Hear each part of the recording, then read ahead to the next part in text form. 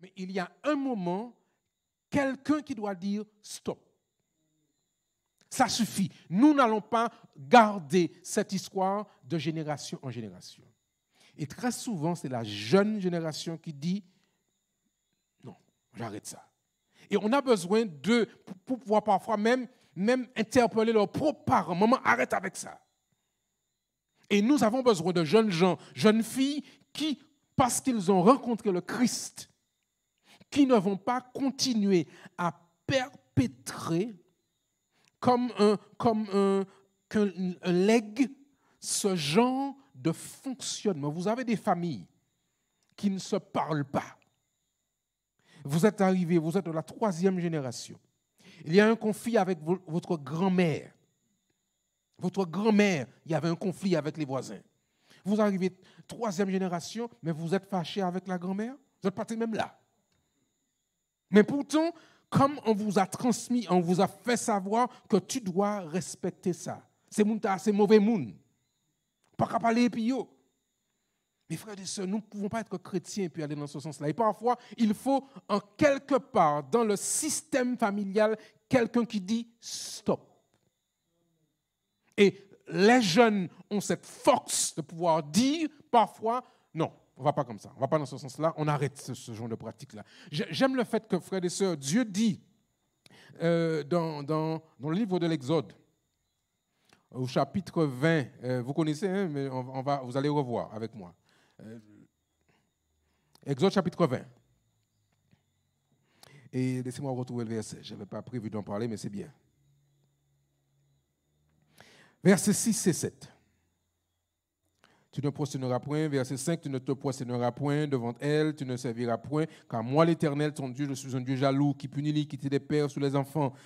Vous voyez bien ce qu'il dit, qui punit l'iniquité des pères sur les enfants, jusqu'à la 3e génération, et qui fait miséricorde jusqu'à la 4e génération. Vous voyez bien qu'il y a des choses que nous transmettons à nos enfants, d'une génération à l'autre. Et il dit, je reprends, que je me retrouve verset 5, il dit, Dieu punit l'iniquité des pères sur les enfants jusqu'à la 3e et la 4e génération de ceux qui me haïssent, et qui fait miséricorde jusqu'en 1000 générations à ceux qui m'aiment et qui gardent mes commandements. Mais bien aimés, là encore, je vais vite parce que le temps nous manque.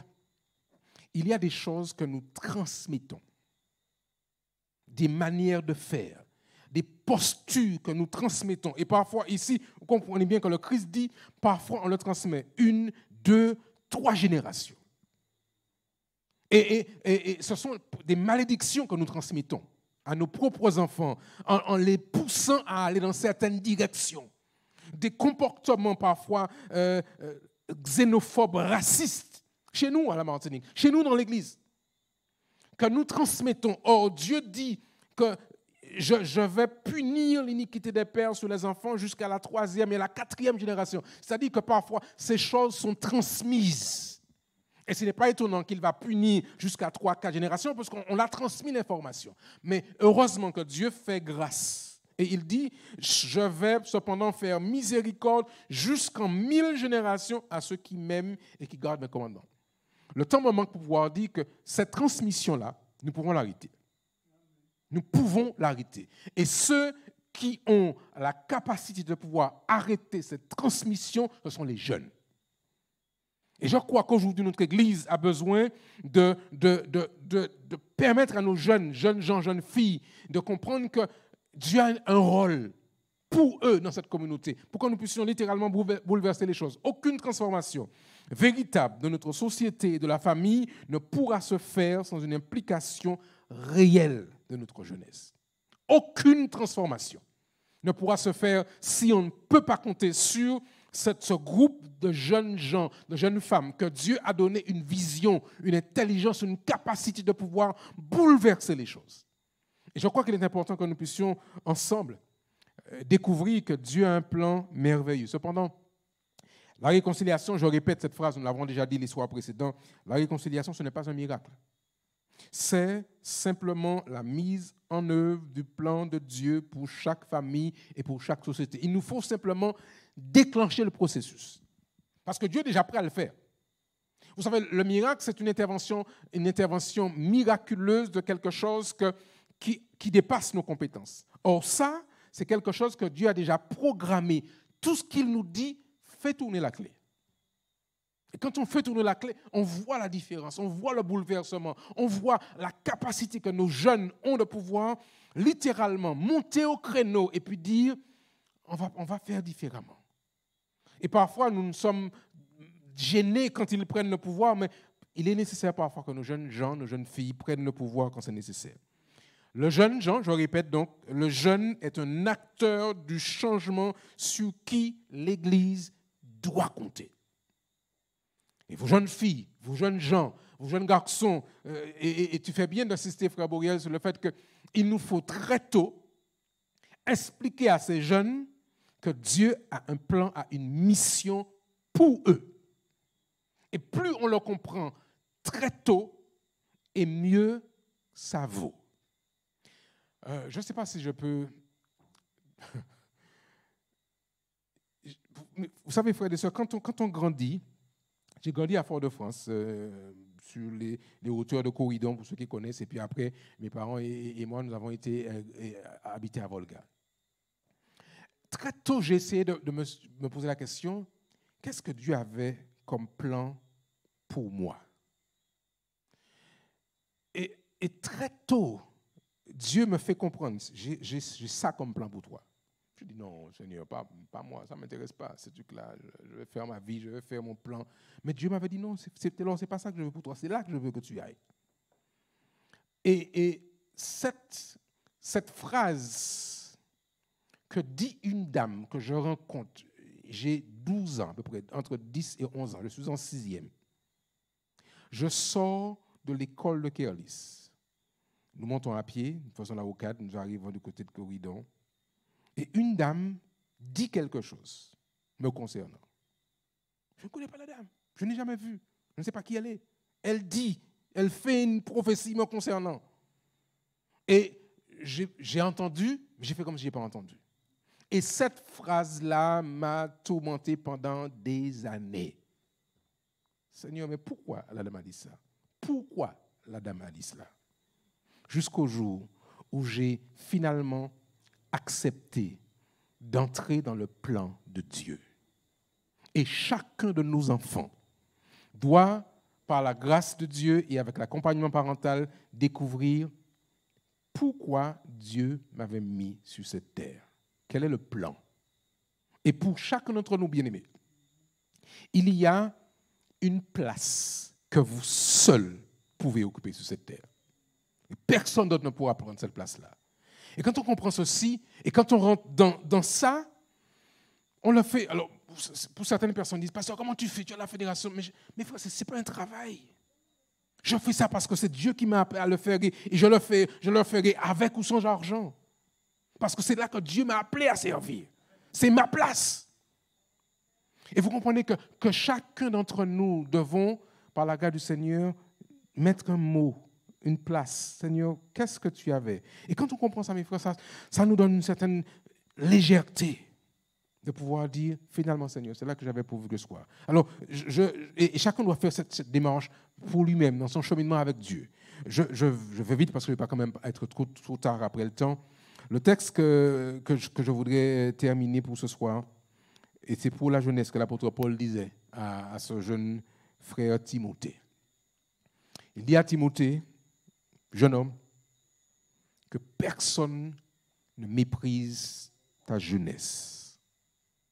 Personne ne doit mépriser ta jeunesse. Mais il dit à ce jeune garçon, ce jeune homme, mais sois un modèle. Sois un modèle. Et mes frères, quand j'ai compris ça, j'ai dit, waouh, mais Seigneur, je suis trop jeune pour pouvoir être un modèle. Dieu m'a dit, non, t'es là. Sois un modèle. En parole, en conduite, en charité, en foi, en pureté. Et c'est ce que Dieu attend de cette jeunesse aujourd'hui. Un modèle. Et quand on est un modèle, frères et sœurs, ça vous donne une force, une autorité qui vous dépasse. Vous devenez un chef de file, vous devenez un leader, vous devenez un meneur. Parce que Dieu veut que cette jeunesse-là, que nos jeunes soient des meneurs, pas des suiveurs. On n'a pas été un suiveur, nous sommes appelés à montrer la voie, à montrer le chemin. Et il faut le plus tôt que possible que nos jeunes découvrent que Dieu dit sois un modèle pour les fidèles, en parole, en conduite, en charité, en foi et en pureté. Je prie Dieu que ces quelques clés que nous avons partagées avec vous puissent être activées. Et que par la grâce du Seigneur, vous commenciez à faire une expérience nouvelle ici dans cette communauté, mais dans chaque famille, dans chaque lieu d'habitation. Et que chacun petit à petit revisite ces concepts, les réfléchisse, prie dessus. Et Dieu va vous dire plus, parce que vous comprenez que parfois on peut dire juste ce qu'on peut dire dans un temps de conférence comme celui-là. Mais il y a tellement de choses que Dieu veut partager avec son peuple et avec ses enfants. Aujourd'hui, Dieu cherche des jeunes gens qui sont prêts à servir. Nous avons comment je vais dire ça, une posture aux Antilles françaises où nous n'aimons pas toujours prendre des risques. J'ai rencontré des jeunes Brésiliens qui très tôt ont compris qu'ils doivent servir Dieu dans le monde entier. Je retrouve un jeune Brésilien. Quand je vous dis un jeune Brésilien, il a 20 ans. Il choisit de partir comme missionnaire en Chine. Vous savez ce qu'il fait? Il a simplement décidé de pouvoir s'inscrire à l'université en Chine pour pouvoir apprendre le mandarin. Mais il entre pour apprendre le mandarin avec une seule idée à l'esprit. C'est entrer sous couvert d'apprendre le mandarin pour parler de Jésus-Christ. Il a 20 ans, mes frères. 20 ans. Qu'est-ce qu'il va faire en Chine? Il a simplement compris que Dieu lui dit, va partager l'évangile. Il y a des millions de gens qui ne connaissent pas le Christ.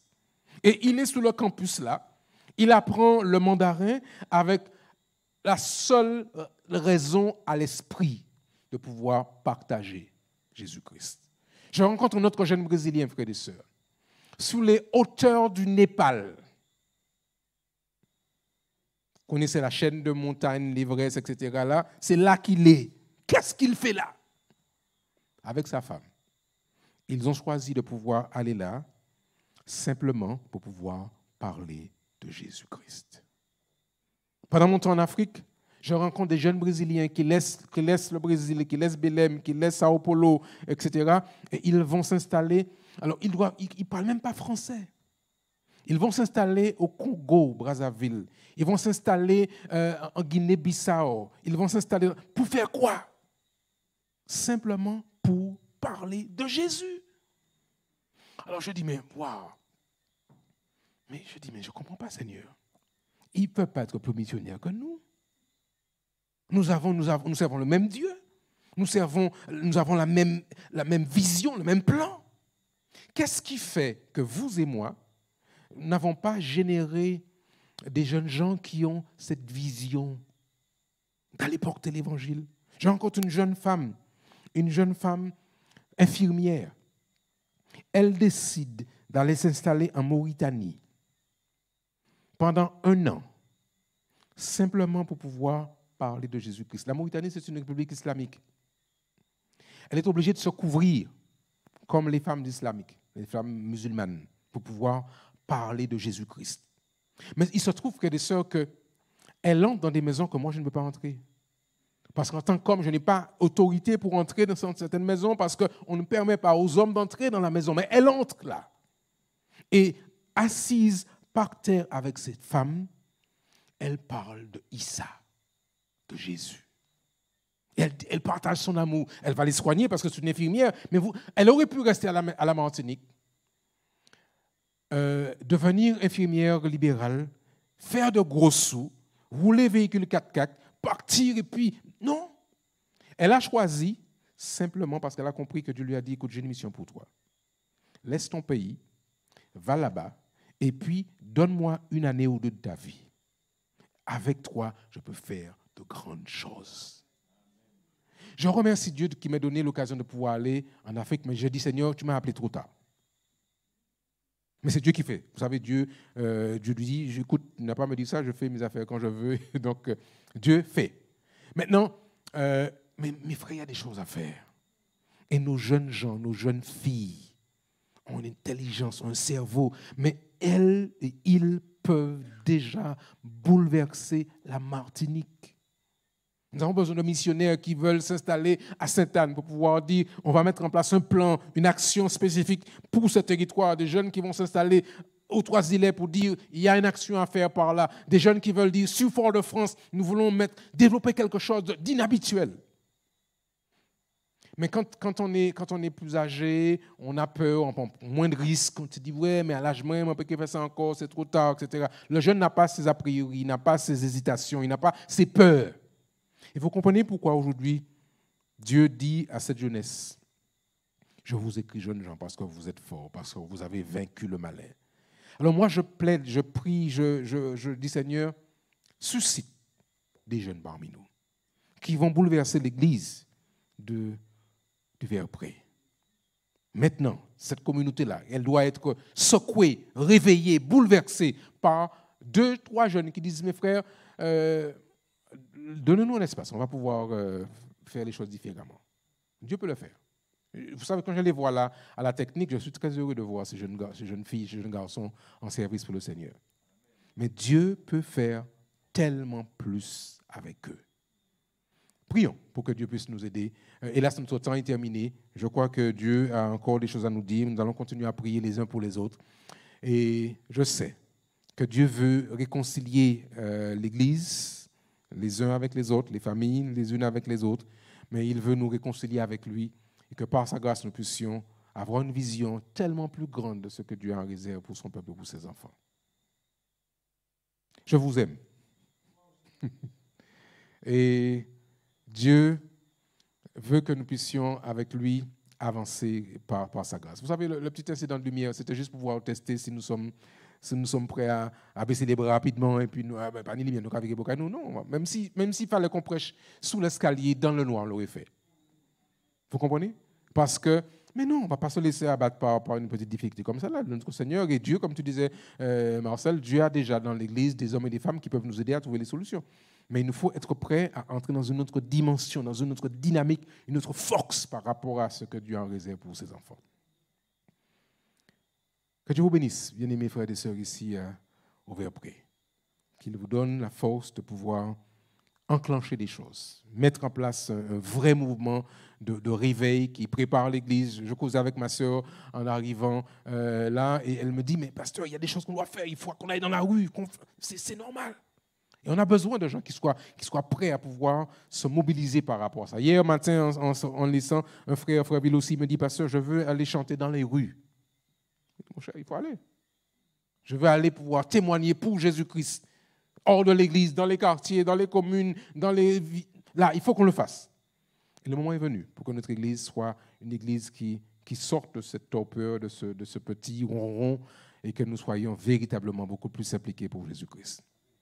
Nous allons prier puisque l'heure est arrivée, et je crois que Dieu a vraiment un plan pour son peuple et pour ses enfants.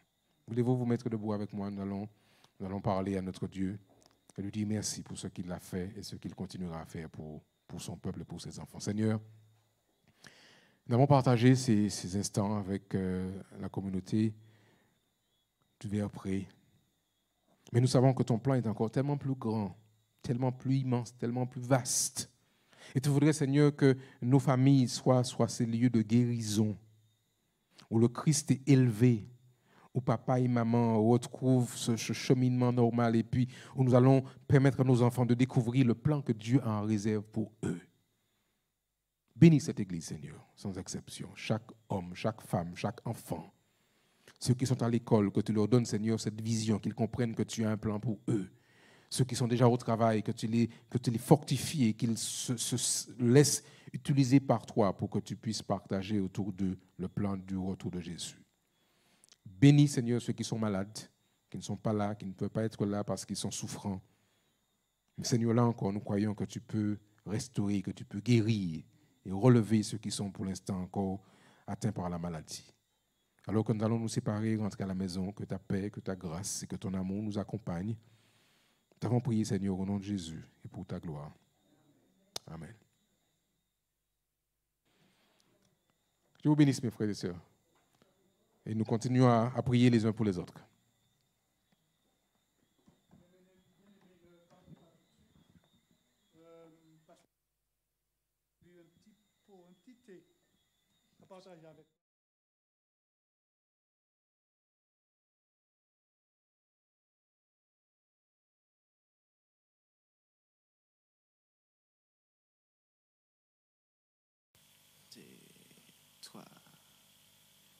Tu es la source de mon bonheur, tes bontés me rassurent.